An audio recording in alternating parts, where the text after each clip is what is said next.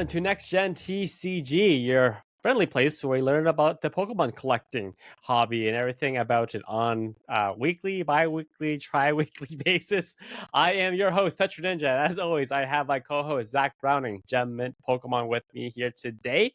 Zach is looking very floral because he wants to talk about Worlds in Hawaii, which is coming out very, very soon. So I'll let you start with that, Zach. Dude, Hawaii, can't wait to go.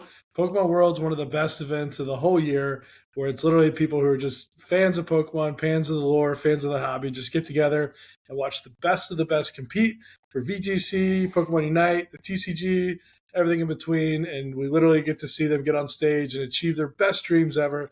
So I've got a nice Hawaiian shirt on, and I hope I see you there too. And don't forget the mad dash to undercut and overcut everyone for the trophy cards by the end of the tournament. Don't. It's not all roses, Zach. There's some cutthroat behavior going on at Worlds as well. Don't lie to our viewers here. So that is also one aspect of Worlds, the purchasing of the Worlds trophy cards, which I'm very curious to see what the design looks like this year.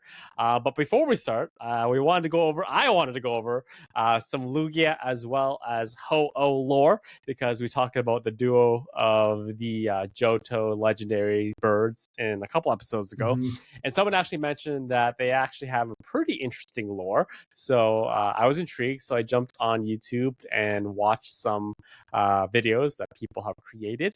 Probably the best one that I saw was from a person named Rufflet Owl. This is more just the name lore. So Ho-Oh, if the Chinese name for it is Fenwang, and the actual Japanese name for the phoenix is actually Ho-Oh, but without an H at the end. So it's Ho and just an O. So that's where that name comes from, which is kind of cool, kind of interesting. And Lugia is most likely its name comes from the Latin derivative of the word lugeo, which means to lay dormant or lay still. Because if you go through all the lore of the Pokemon dex entries throughout the games, those gigantic hands that I made fun of in the previous episode, apparently if it doesn't sit perfectly still at the bottom of the oceans, one single flap can cause storms for days. So that's why it's always laying at the bottom of the ocean, because it's just too powerful. Too powerful, Zach. That's why it needs to lay dormant. So there we go. That is your daily dose of Pokemon lore with legendaries. And with that, let's get into market trends. Lots of good stuff. Lots of good stuff that always comes up with doing these podcasts kind of intermittently. So first off, you have a staple trophy card, quote unquote trophy card. We have the Fan Club Magikarp finishing off at 49.2k. Solid price for that card. If you consider other trophy cards, your actual trophy cards, your SSBs, your Trophy Pikas, finishing off around the 100k. I feel like a Fan Club Magikarp at 49k is a pretty reasonable price. Oh, yeah, I think the 49k is pretty strong. I think it's sold higher in the past, but you've had a drop off of so many big cards that seeing the 49k felt good. I was a little worried this was going to go for like 25 or 30 or something like that, and then when it popped that 49 number, I just kind of felt like, oh well. I feel like a few people are bidding this; they really want it, so it's actually a nice sale to see. Yeah, solid price. One of those cards that was kind of like on my bucket list to do when it was still reasonably priced, but I just never got. I never got. I bought Watsy instead, which was not. Which was a bad idea long term. But anyways, moving on to a sealed Skyridge box finishing at 52.8. And one thing that is important to note here is that it is not verified, which means that it has not been slightly open and verified by Pwcc/Fanatics. And I think that helped with the price because what we've seen in the past is those verifications have actually lowered the prices on sealed booster boxes. So I think with the transition to Fanatics, maybe it's like a policy change. Now they are under Fanatics, that they no longer feel too uncomfortable selling a sealed booster box. But I think that price really reflected by the fact that they didn't start poking holes and cameras into it. Yeah, no, I think it's just a risk, when you open it up. I mean, a lot of these people buying these are breakers, and I talked to a lot of breakers, at the national recently, and the Skyridge 53 price is pretty solid, so I think it's going to hold for a while. I really don't see this box going under 50K anytime like in the near future. I mean, you get a reverse holo on every pack. The artwork of every card is pretty stunning. You can pull the crystal Charizard, you can pull other crystals, you can get reverse holo crystals. Yeah, what is it, 32 hollows in the set that you can pull out of a pack. Too many hollows. Yeah, it's That was such a pain in the butt. yeah, So many hollows. yeah. If anything, I think this box is going to go up in the future. I could see this box hitting 60, 70K by year end. Mm-hmm. Moving in the opposite direction, we have the continual fall on the Battle Lily. We have a PSA 9 Battle Lily finishing off at 7.9K, down from its high of, I think, 43K. And then also we have that crazy high of a PSA 10. I think PSA 10 maxed out at 120, 100, 120. There's some private sales that were even higher, which makes no sense. But private sales are always private sales. So, but yeah, what do you think? PSA 9 Battle Lily, so just under 8K. I mean, what's crazy is you look at what these black labels are going for the ponchos, and you look at like what the screen promos and all this stuff. Like now, people were hating on the Battle Lily for a long time, but this thing has a good story. It has a limited release. Like there is some justification to some of the higher prices for these cards. So the PSA 9 being 7.9K does feel really low given all the comparables.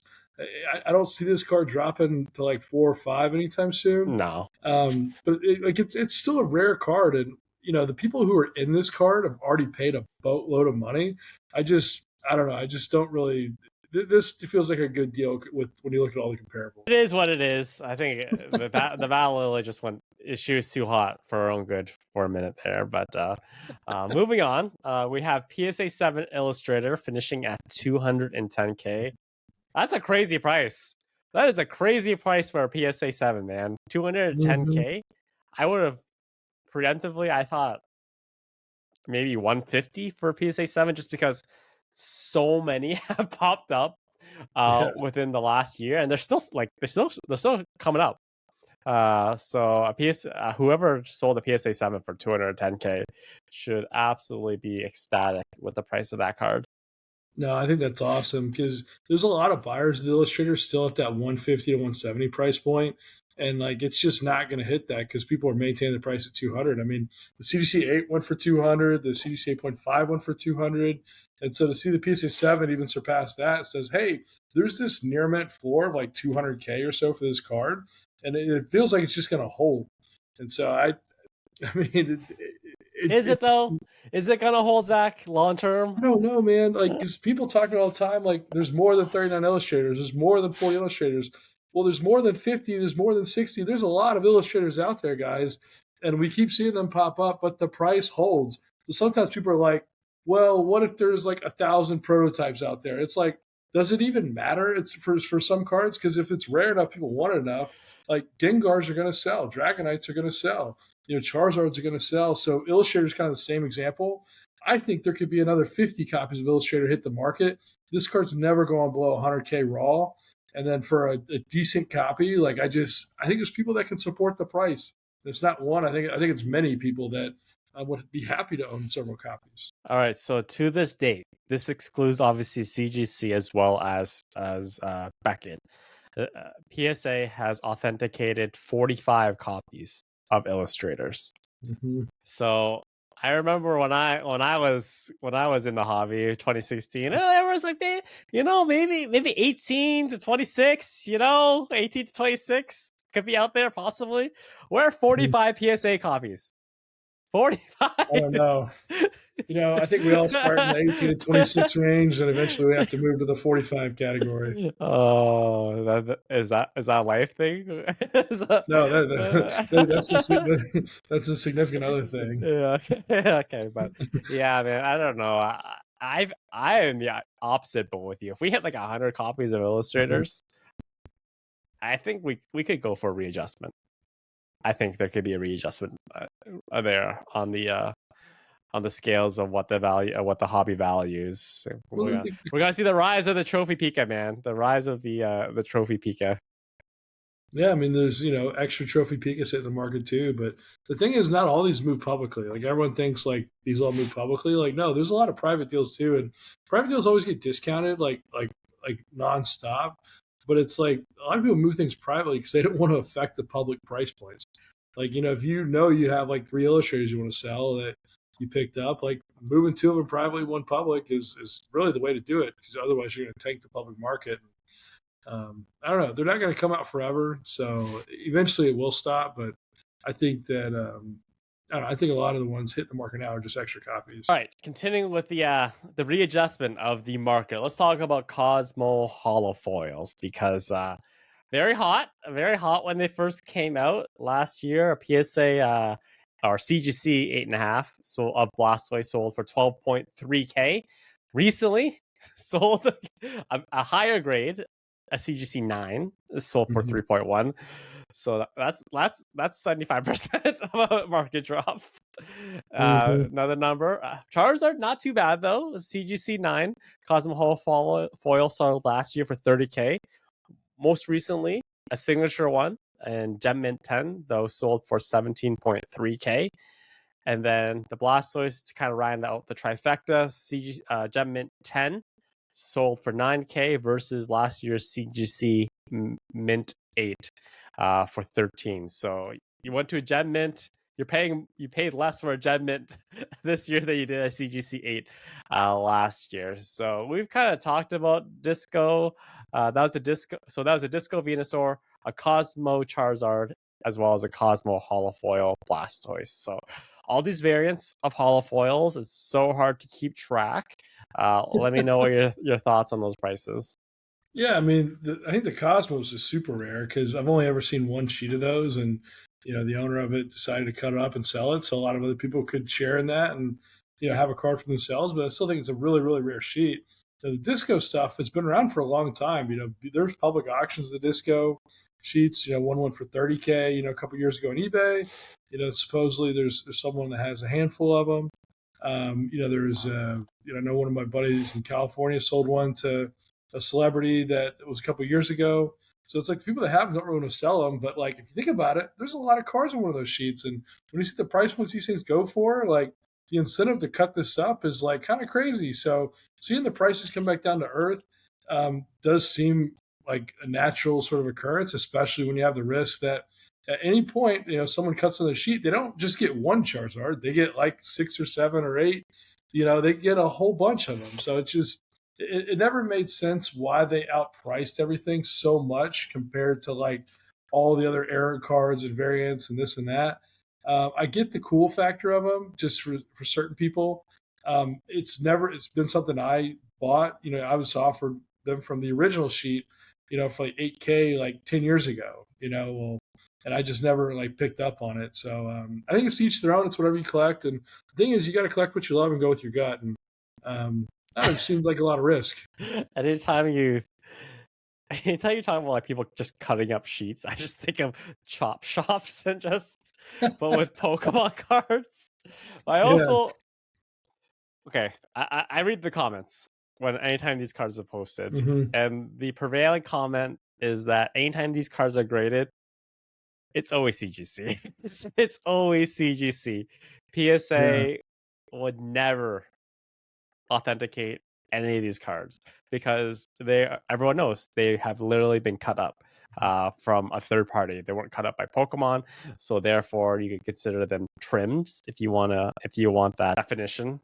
By that definition, it has been trimmed by some sort of way. So I think I know the answer to this question already based on our previous conversations, Zach. But why is it always CGC?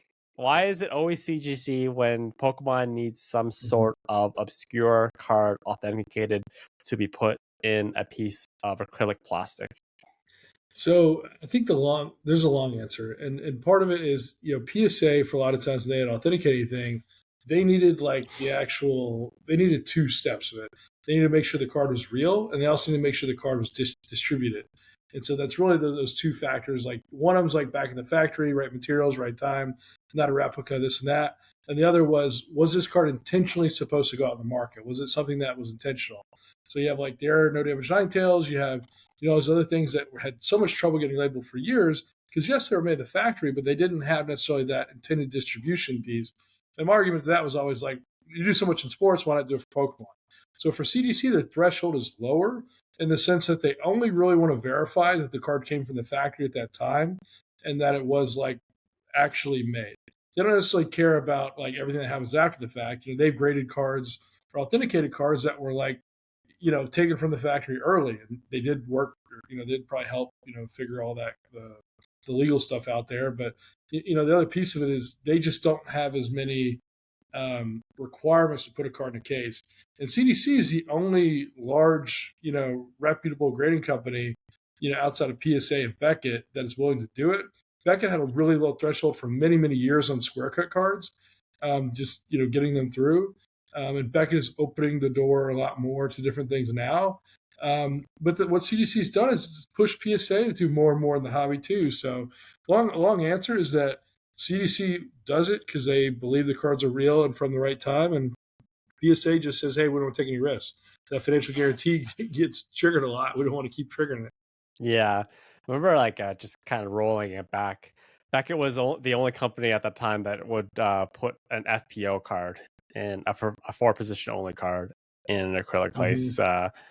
PSA would not do it. It wouldn't touch them. So, but then they stopped doing it. Beckett stopped doing it, which kind of drove a premium for the ones that they had already done. So they kind of by themselves, like kind of inflated the market. I might have an accidental PSA 10 FPO set. Maybe not. I don't know. Somewhere. Collector's Charizard? Collector's Charizard? I don't have one of those. I tried 3 times to get one, and I'm like, all right, I'm done paying these grading fees. Yeah. Color's got one through. I know. I tried to get it from him. He said that PSA banned him because of that. They were like, "Want the card back? We're going to ban you." He's like, "Dude, no, I like this card." They're like, no, that's not what he said. That's not what he said. He said he said that you can, if you give me 10 grand for it, you can buy it from me, and then you can have it back. And they're like, no. And he publicly said that in Discord. So this isn't insider information. He literally said he basically tried to sell it back to PSA to correct their mistake, and they weren't down for that. So they just straight up banned him. So anytime he wants to grade cards now, that he has to kind of go through a third party, which probably at that point he was pretty out of the hobby anyways. He had sold off the majority of his collection. I don't think he was grading anymore. But in case you ever want to jump back in, it's just it's kind of a hassle not being able to grade your own card and kind of have to go through an intermediary or set up like get your mom to do it or something like that. But anyways, all right. So those are the main market trends. We have a couple more, but this is kind of we're gonna move into our main topics, and we're still gonna talk about the price of cards. But we had a really interesting new entry, a new competitor into the market with the introduction of the alpha playtest, and basically almost every single card of the 151 original Pokemon. 150 or 151, I can't remember if there's a Mew in there that showed up. There's a Mew. Okay. Showed up once again from our friends over at CGC. There are actually some 10s in theirs as well, which is pretty cool to see. So Zach, give us a rundown on the alpha playtest, what it is and why should we care about it. Foremost, all these names are made up. Any name anyone throws out there is a name that someone's just trying to give some sort of label, this and that. To me, they're all prototypes. They're all some sort of form of like card, this and that. And all the names, this and that, are from there are just what people decide to give them. Now, the frustrating part with these is they're labeled alpha playtests, but it's not really the correct labeling CDC is using now. The alpha playtests are these black and white cards that really have no color on them. They have the sprites from the games. Those are considered to be the first set. And there's 26 of them. And you can probably find those online if you look. The next version of those are going to be the ones with all the color, with no background, just color. And some of those have 2 versions. Some of those have 1. So like the Squirtle, Charmander, Bulbasaur, they all have 2 different versions of different artworks. They're all by Ken Sugimori. That second version is going to be the ones with the name misspelled at the bottom with Kinsugamoro Ri. And there's some cool like little facts that you can find out about them. Like, so for example, the Charizard, every one of those has the Pokedex number labeled wrong. And so instead of a 006, it's 005. And so there are like a lot of different mistakes you can find in there. But some of the, and only the cards that came out in base set are the ones that have the two versions. So like, for example, Gengar, Dragonite came out in later sets. Those only have one version. So the first Gengar prototype ever, it wasn't produced in the true black and white alpha. It wasn't in this second sort of, release with the first artwork. It was literally in this sort of play test where you have the Pokemon back. It's really blurry when you see them in person. And then the third and final version of these is going to be cards with the background of the card. And so that would be the Charizard with like the background. And I have not seen all of these cards yet. I think the 151's been posted publicly online. But the cards with the background, they not very many of them have surfaced, so it's difficult to say sort of what the scope of them is. My guess is that there's probably multiple copies of all of these cards. We really don't know nearly as much about them. We do know they're prototypes. We do know with the high degree of certainty that they're real. Now, as far as like the source, are they Ishiharas? Are they Kinsugamori, Zakabane? Are they, Mitsuhiro Rita? Like whose were they? We have a good understanding they're probably one of those 8 to 10 people in the room in 1995, 1996, but it's difficult to say with certainty. And until, people want to release that information, it can be verified. It's tough, but we do think they're real. So that's the important part. And that's where it kind of comes back to the point from earlier. Like, even if there's 1,000 illustrators, it's probably going to have some sort of price point. So even if there's like, 100 of these Squirtles or 10 of these Squirtles, how does that price point change? So it's really challenging because, PSA had that distribution sort of component that they need to verify things. These were not officially distributed. These are from the Pokemon employees. These are from Pokemon executives. These are leaking out, from people that are saying, hey, if I can get $1 million on these, why not? And so it's a really cool story. It's kind of historic. We don't know how long the leak is going to sort of happen. But my guess is that if you want one and you're patient, you'll probably end up with one. So I don't know. I think it's kind of cool. I just want to get more info on them, and hopefully Ishihara, if someone meets him at Worlds, can be like, "Hey, are these real?" Imagine he's like, "No, no." All right, like, let's just talk as collectors at the moment.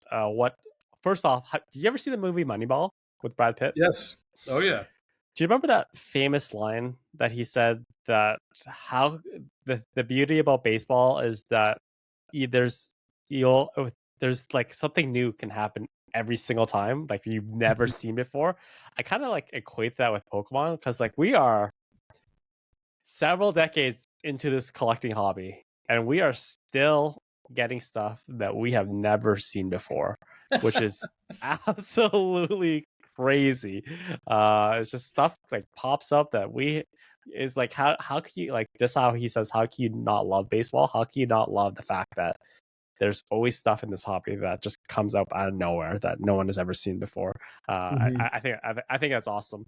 Just in terms of like aesthetics, I don't really like the cars. Like I'm not a huge fan of like their design or the overall look and using like the sprites, literally the direct sprites from the video game. Just aesthetic wise, not a huge fan of it. If once we get more information, obviously they could possibly have a lot more historical significance in terms of how relevant they are to the hobby. But just like pure aesthetics, just how I really don't like the snap cards that much either. I'm not a huge fan of like the overall design of these cards. What are your thoughts? No, people are comparing these to Snap. They're like, oh, they should be priced like Snap cards, this and that. And I'm like, well, right now we know a few copies of these than we know of Snap cards, but they sold for like a third of what the Snap cards sell for.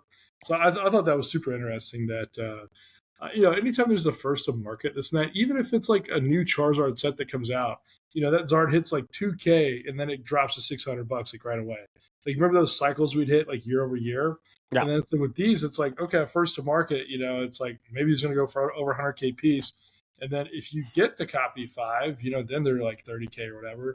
But it's interesting. I think people are just being cautious, so I find it kind of amusing. But, these cards are mounted on top of a piece of, like white cardboard, I guess you could say. So the front and back is mounted. That means it's not like one card layered, put it in a factory, this and that. It's like they are sort of done by hand, which is kind of cool. But literally, the fact that CEC could grade and authenticate these, I think, is kind of wild.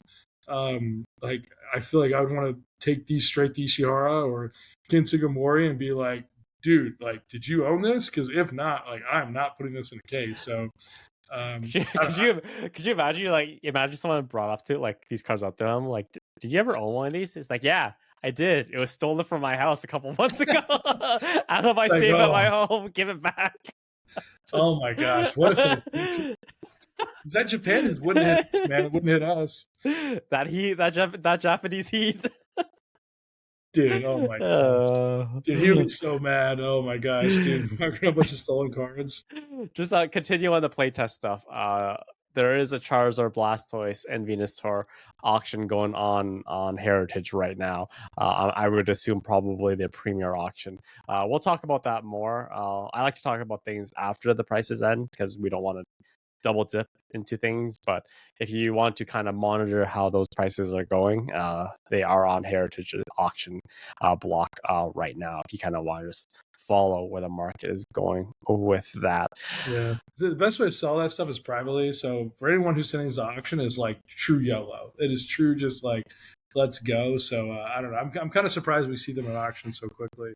All right, so this we're gonna get to a dark portion of the hobby now, which leads to very bad implications, especially if you have a large collection of loose packs.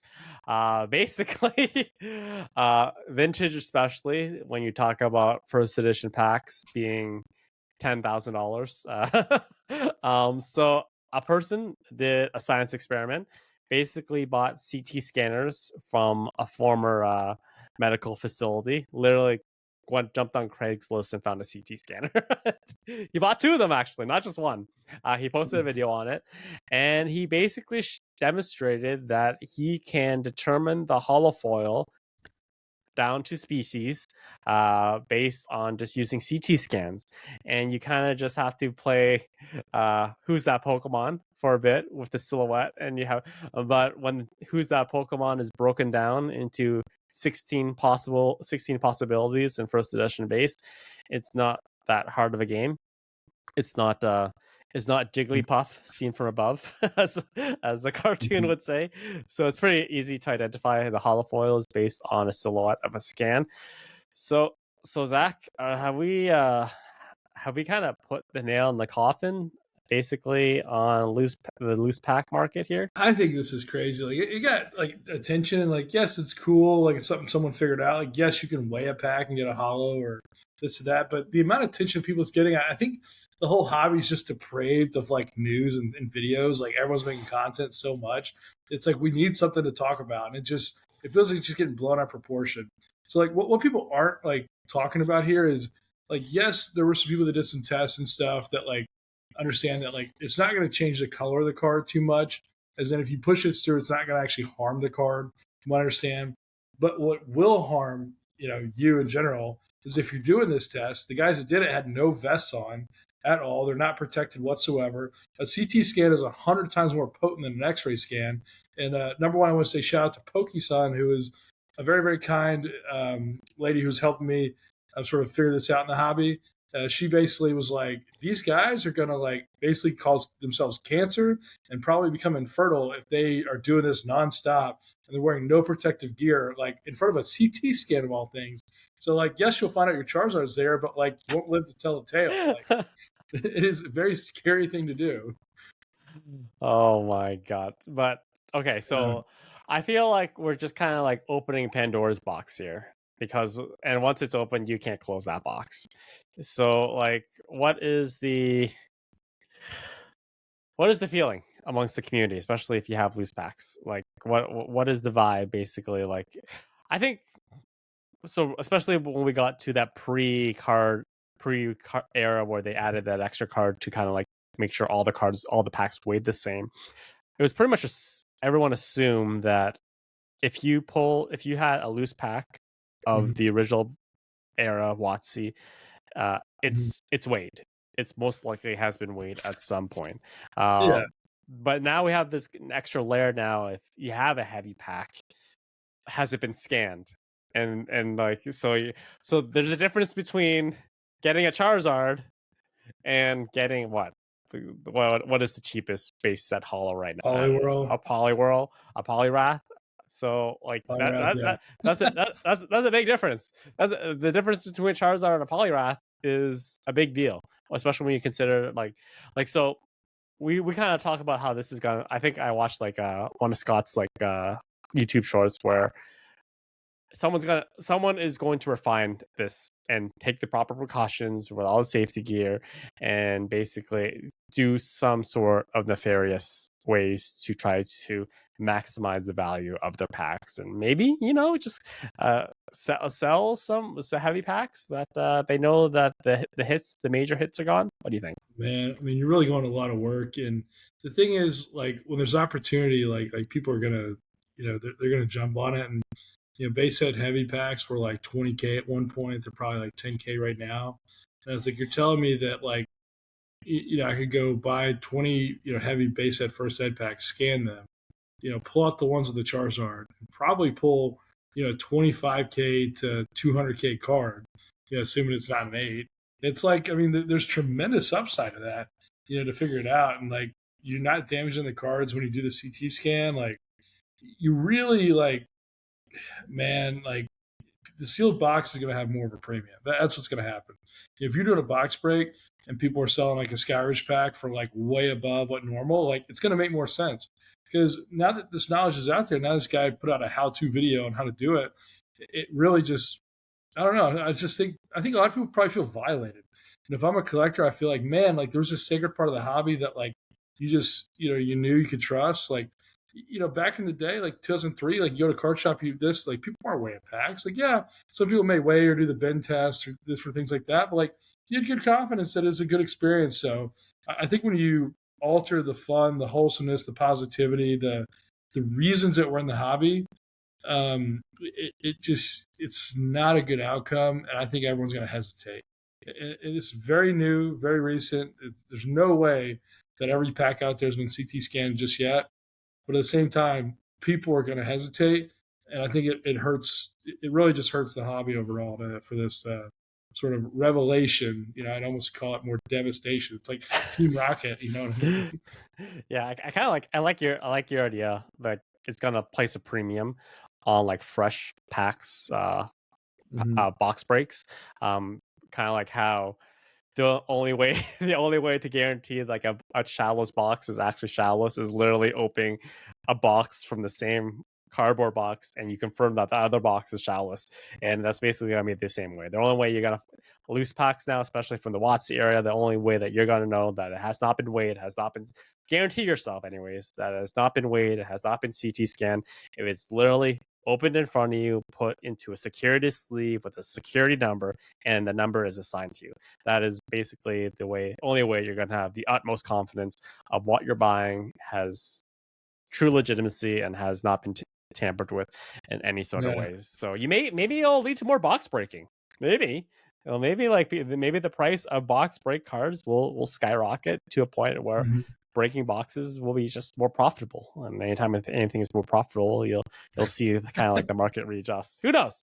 I'm just speculating. There's so many of us in the hobby that are just so trusting all the time that like when people are doing the security seals on packs, I'm like, why do you gotta put a security seal? Like you're buying it from Rusty, like they're good. He's gonna ship you the thing, and it's like everyone does these security seals, like Pwcc or now Fanatics, whatever. It just I don't know, it never made sense, and now it's like the security seal has so much more value because well, I guess you could still scan it with security seal on there too, like. I mean, you know what I mean? Like, I think the issue with that is like, especially if you're kind of like new and re-entering the hobby for the first time, you don't really know like the reputable players. Like if I was just starting to buy Pokemon cards for the first time, I jump on eBay and I see the Charizard Authority. I don't know who that is. I don't know if that's Rusty. If I see King Pokemon, I don't know. I don't know who that is. Like, I don't know. That's Gary from Pawn Stars. I see this Gen Mint Pokemon eBay account. Like, this guy's a scammer, man. I don't want to buy cards from him. I think so it just adds like another layer to kind of just protect yourself and to protect yourself as buyers, as sellers as well. You can also have the reverse thing. You can have people try to reverse charge you on eBay's policy and say, he didn't send me this pack was obviously weighed and this was not the pack that he sold me, and it kind of just protects you, both buyer and seller, at the same time. All right, I've got an idea. Let's find a little thing that blocks CT scans on the top and the bottom, like a little like film or something, like whatever. We put it on top, bottom of the pack. We put it in a plastic bag. We security seal it, and we sell them as the Poke Blocker. Or like just Like, something, you know what I'm saying? Like, yeah, it's like how all wallets have like this RFID shields now on them, so your credit cards can't get scanned right out of your pocket. I know where you're going with it. I know where you're let's going innovate, with man. it. Let's innovate. $20, All right, $20, well, man. we'll start a GoFundMe. Well, we'll have it up there by the end of the week, but not really. We'll pay 2 cents a little thing. We'll sell them for $20 each. All right. So you touched this on next main topic. You kind of already touched on this, but Fanatics Pwcc brand officially kind of ending the Pwcc as we know it today, as we know it in the past. So if you have the Pwcc app, it looks different now. It's no longer there. It's no longer yellow. It is now blacked out and has a gigantic F on it. So what are your initial thoughts? Did you expect this coming? Did you see it happening? Like, why do you do it 2 days before an auction ends? Where like I try to log in on my app or whatever, and like I use the wrong email address, and like it like put me in this infinite loop of trying to log in. And it was like, no, log in with right email address. So it was like, no, log in, and I couldn't even log in. And so 2 days before the auctions like end, it's like I can't even access my account. I have no idea, So I think everyone who bid in that auction got some crazy good deals. Because also I think you had like the flight issue thing going on. That like I think that was like a crazy week. So it was inevitable. It was always going to happen. It made no sense to continue the Pwcc brand, especially when all the stuff was going on with them like a year or two ago. And so Fanatics has this massive brand. They have like infinite money, like 40 billion in cash. They can do whatever they want. It's something where like it makes no sense to cross brand. It was inevitable. They can't do anything they want. They can't make They cannot make a good sports jersey. They cannot do that. They are not capable of making either a good sports or baseball jersey. Those things stink, man. They're not good. They rip a lot. They're not good. Fanatics merchandise for major sports is terrible, and they're coming to hockey next year, and it very much upsets me. It's upsetting. Do you think that this rebrand came out of necessity just because that the Pwcc brand as a whole was kind of in the toilet, especially during that whole Jordan Brady fiasco? That kind of left like a black mark on both especially on the sports scene. Anyways, let's just say that didn't happen.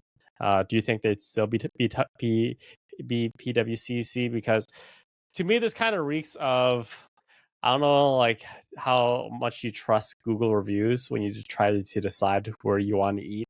A lot. So what you notice is a lot of times when a company or store they get like a lot of bad reviews, what they just do is they just change the name of their store and kind of just reset the entire process.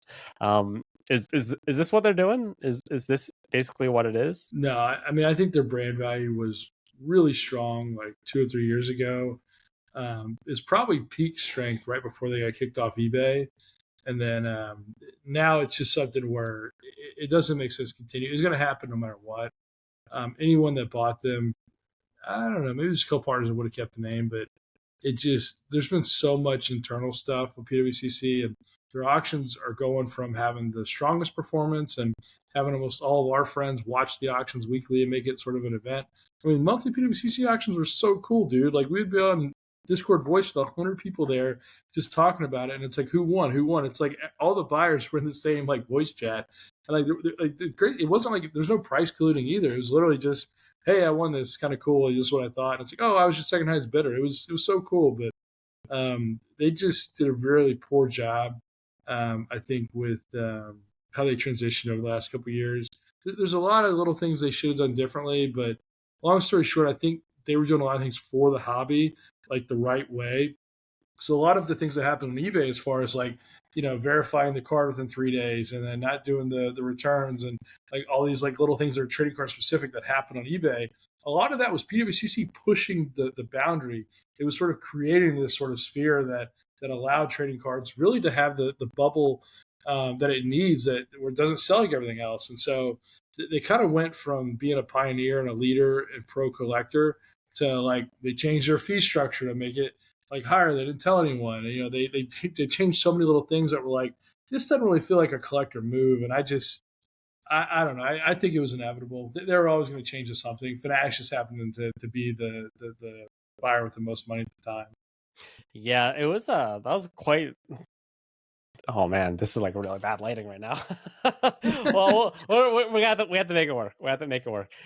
They kind of just, when they got kicked off eBay, man, that was such a huge deal.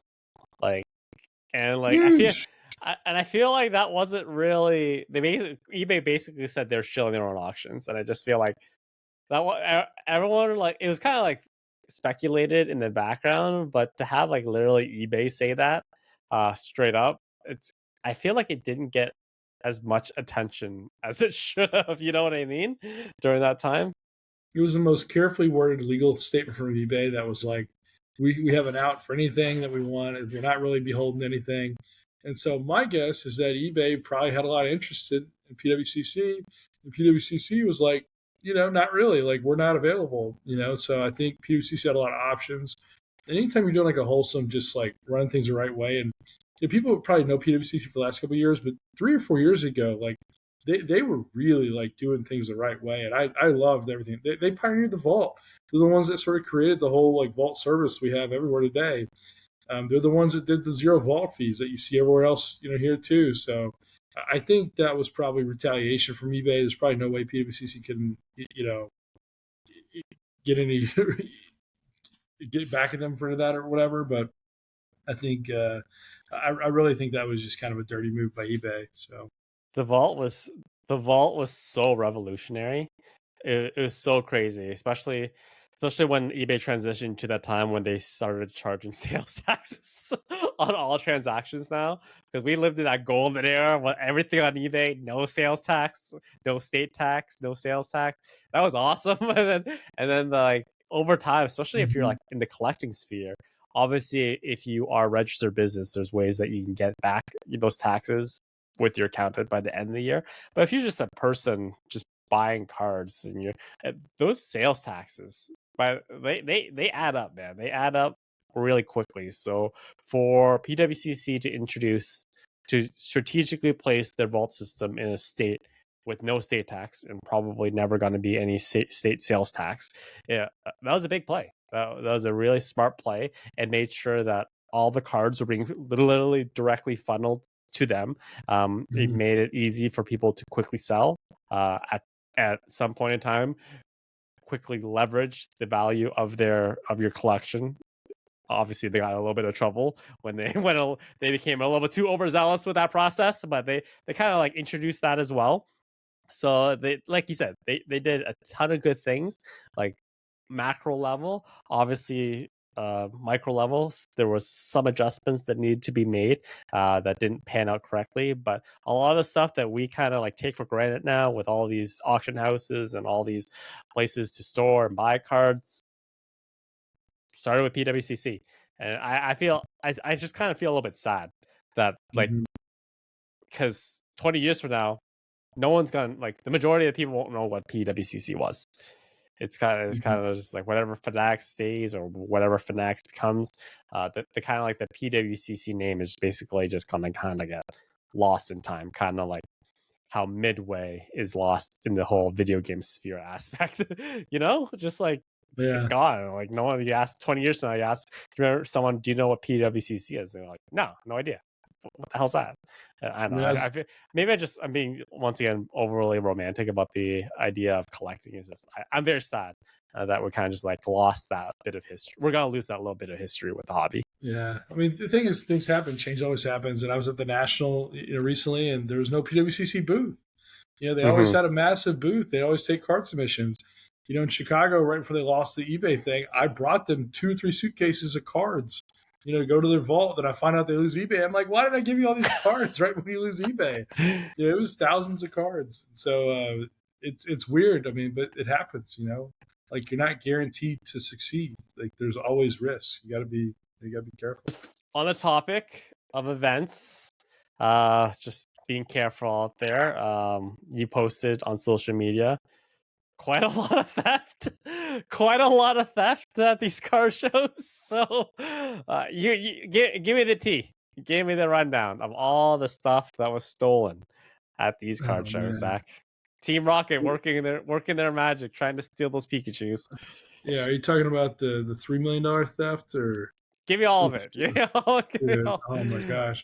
There's so much theft. I think literally doing the dealer cams where everyone's doing these videos of like dealers negotiating and like posting how you negotiate back and forth is like a super trendy thing right now. I think it was like Bubble Store was one of the first people to do that, but literally having cameras everywhere like helps protect the theft. And you're just shocked. I mean, I see so many videos now. It's like a dad and a son were at a table like stealing cards together, and it was like the dad was encouraging his like 12-year-old son to snag cards. Like that's wild. Like, talk about the poor ethics there. Like, the kid has a father and he's doing the wrong thing. It's like, this is bad. So I just that's strategic because he gets charged as the minor, whereas the dad gets charged as an adult. That's what that is. Yeah, these are some Chicago tactics. There was so much theft in like convenience stores in Chicago. They'd always send in the minor because they would just get released same day. Whereas if you're over 18, I don't know. That's wild. That's wild. You picked that up, but we got to stop the theft though. Like, I think there should be like public ban lists and like blacklists. Like, under E4 we have a blacklist going all the way down through. I know we used to share eBay block lists. My eBay block list goes back like 15 years of people, and my rule is if you're ever blocked or banned, you're banned permanently. You're never getting off. I don't care what you did. If you made the list, you're off. Like, I don't care. But no, it's not, it's too consistent. I don't think people realize how much theft actually happens still. So what was in that $3 million theft? What was stolen? So it was a coordinated heist. There was probably 4 people who were manning the booth with a bunch of high-end sports cards. Apparently the guys stacking the chairs or the guys working the events or something, 3 or 4 of them went and distracted each of the workers, like had conversations with them, just literally took the attention of every one of them. And then a last guy went behind the booth, grabbed a specific thing full of all the high-end cards, and then literally walked out. So it was like top 1952 Mickey Mantle, that even a low grade is tens of thousands of dollars. And so there was just this like massive heist of it wasn't like they took a bunch of things. It was like they took a case or, a small thing that just had a bunch of high end. But apparently the guys were surveying the booth. They kept going by. They saw the sticker price. So I may have a $100,000 card that I list for $300K or something. It's like, so seeing those big stickers, I'm sure caused a lot of whatever. But I don't even know if they've been caught yet. But it's an insane amount of value, though. Yeah, when we talked about that community member stealing like those Charizard card last year, I think I mentioned this. Like, cameras, obviously, it's 100% you need cameras. Literally, all the cameras everywhere, just all the time. But if I was running a booth, I would have a person who's dedicated basically just to stand there. Like, you do not take questions, you do not move inventory, you literally, the only thing you're doing is just staring, keeping an eye on the area, and you never get distracted. That's basically how I would design a booth. I feel like I don't know, I feel like it's just, you're talking millions of dollars of cards, hundreds of thousands of dollars of cards. I feel like, I don't know, how are these people not have security measures already in place for something like that? I think we're just too trusting, man. I mean, Heritage has bodyguards at their booths. There's always people that go above and beyond. And that person who stole the Charizards, I saw him at a show recently, and I think a lot of people would have considered him to be one of the top 5 most trusted people. If you were to list who do you think are the most trusted people in the hobby, like, he would have been up there because of how kind and nice he is, and how like he has no incentive to steal because he had a decent collection. He was just doing it for the thrill of it, and so it was really weird to see because like he's someone that I've had meals with. I've shook his hand. Like, I would have invited him over. It's like, but now it's like you gotta be careful, and I think trust is, you know, you lose it so quickly, and you can't get it back. It's impossible. It's like that thought's always gonna be in the back of your head. It, Mm-hmm. I don't know, man. It's weird. Trust is one of those things, man. It's the old saying: it takes forever to gain it, but you can literally lose it in an instant. It's really Mhm. crazy. But we'll just hope for the best, and hopefully, those people who who stole all those cars get caught. They are properly punished, and hopefully, security gets beefed up even more around these events. Because if the insurance just becomes too crazy, then for these people to bring these cards, it really impacts like the quality of the cards. Like, so sometimes people just bring, like, companies just bring cards to kind of just show off. They're not actually for sale, but like they're just like if things have the risk of being stolen, then it's not good for Yeah, anyone. man. I kind of want to show off a card. You want to do collector's corner? All right, well, let's go. We'll move on to collector's corner. We'll move on to collector's corner. You can go first. Oh man. So Tetcher's always hating on me for these errors and super cool like cards that I'm just like fanboying over all the time. I told him, this isn't an error card, but it does have a little bit of an ink issue, I guess you could say. Huge fan of this card. It was for sale for about a week, and no one bought it. And I'm like, why did no one buy this? This is such a cool card. So I ended up picking this up from my boy Wolfie, and so this is a Himeno first edition Dragonite graded PSA 9 with a Charizard sketch signed at the Himeno event when she came over to Charlotte. And I just think that is so sick. That is so sick. What a cool card. I mean, That's so weird. That's so weird. it's, You have a it's stupid char. toys. I know you have a Charizard sketch on. That's like, I don't know. That's like Stan Lee signing a Batman comic. I don't know. That's just that's that's not Yeah, but that's not right. It's like that's not right. she was only doing a couple autos, and so it was like you get a Charizard, a Jigglypuff, or a Mewtwo, but you couldn't get a Dragonite.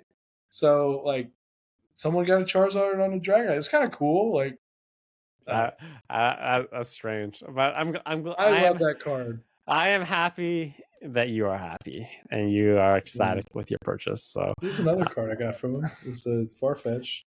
see, you have a far-fetched sketch on a far-fetched card. All is right with the world. It's just it makes sense. It makes sense. All right. So my card, I have been kind of teasing this for a while now. But my card this week is this card. It is a staff Kangaskhan. Unfortunately, Nice. too poor for a Trophy Kang. Too lazy to go find and get Jungle Kangaskhan. This came in the mail. this came in the mail a couple months ago. And I have strategically chosen this card because, as we know, all Kangaskhan's they have a mini Kangaskhan, a baby Mm. Kangaskhan in the pouch. And my big news to our viewers is that my wife and I are expecting our first child now. Woo! It Yay!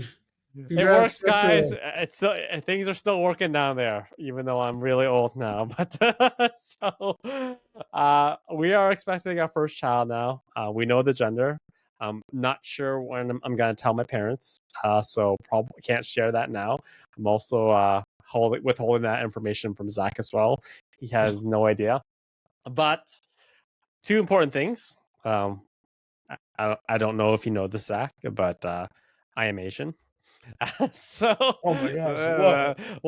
what a revelation! I'm actually No way! I'm actually 3/4 Chinese, even though I speak Vietnamese. It's very weird, I know, but I am predominantly Chinese, and so it was well, I wouldn't say it was a rush, but it was kind of it made things extra special because this year is the year of the dragon. So our child will be a dragon baby, which is really a big deal in Chinese culture. If you actually follow Chinese demographics, anytime every 12 years when the year the dragon rolls around, that calendar pops up. birth rate spike in China. That's that's how important it is. And another thing is it's actually kind of fitting because it's kind of a mix of two worlds, my world as well as the Western world. That the expected date is Jesus. Is Jesus, baby. Literally the expected date of our child is December 5th, 2024. Christmas baby. Dragon Which God. Dragon God. Yo, this is like some Dragon Ball Z stuff right there. Like, yeah, it's crazy. It's got to be a whirlwind, especially around the holidays. I'm not expecting the baby to be born on Christmas. Probably a week before, a week after, something like that. But it was just, it literally, it had to be Christmas, right? It was fated to be Christmas. You got it, man. Dude, I'm so stoked for you, man. You're gonna be a dad. You're gonna be a Poke dad. Gonna be a Oh Poke my dad. gosh. It's gonna be crazy. I'm very excited. Mom's healthy. Everything's good. We're kind of just prepping. But yeah, very excited to be a father later this year. So big changes coming, but we'll still be involved in the hobby. Still be doing this podcast. We usually have a question section of the podcast, but once again, still not a whole lot of questions based on the last video, so we are still continually banking questions, and then once we get enough, we will hold a Q&A section for you guys. But anyways, thank you for joining us for this week's episode of NextGen TCG. Do not know when we'll be back. Once again, we'll try again every 2 weeks depending on Zach's travel schedule as well as my schedule, but thank you for joining us this week, and we'll be back next time. See you guys. Thank you for tuning in.